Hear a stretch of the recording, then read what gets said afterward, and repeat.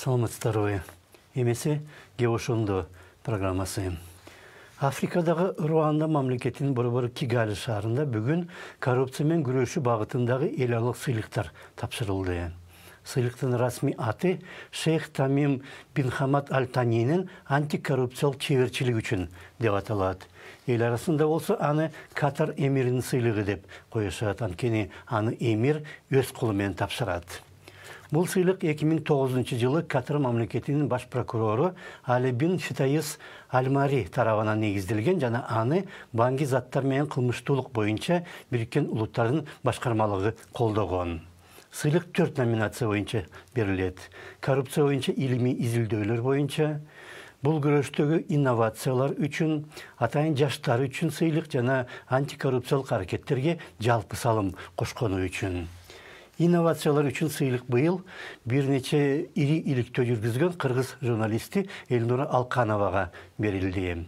Башка 3 номинацияда коррупция боюнча илимий изилдөө жүргүзгөн жана өмүрүн ушул күрөшкө арнаган Албания менен Кипр университеттеринин 2 профессору менен Түштүк Африка Жумуриятынан келген жаштар музыкалык тобуна берилди. Анткени алар антикоррупциялык аракеттерди эл арасында жайылткан.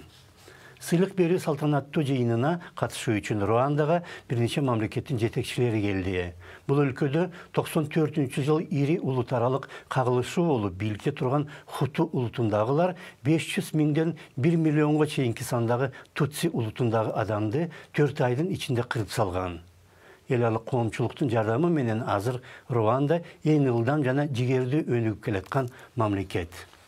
Былтыр сыйлык берүү салтанаты Женева шаарында өткөрүлгөн. Анда Кытай, АКШ, Иордания жана Италиянын өкүлдөрү жеңүүчү деп аталган. Бирок айрым эксперттер бул сыйлык үчүн Катардын жетекчилигин сынга да алууда. Алардын айтымында 2022 жылы футбол боюнча дүйнө чемпионатын өткөрүү укугун Катар коррупциялык жол менен алган жана ошону жашырыш үчүн ушундай сыйлык ойлоп чыгарган.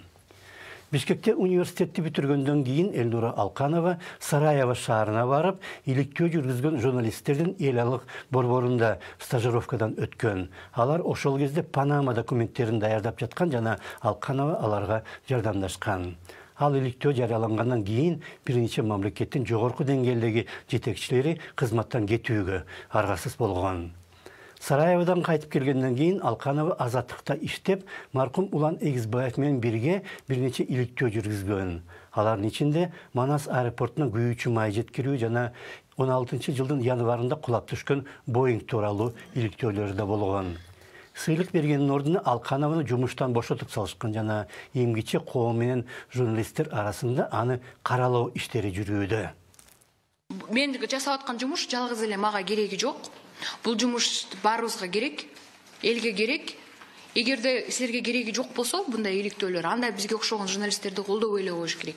Жок, бизге чындык керек, бизге ушундай иликтөөлөр керек, бизге факттар керек, бизге жөнөкөй эле мындай ушак сөздөр кереги жок деп ошондой пикириңер бар болсо, анда мен суранып кетет элем. Мен ушул азыркы убакта мага поддержка кылып, жардам берип, ушул акыйкаттуу чечимге келели бирге деген суранычым бар.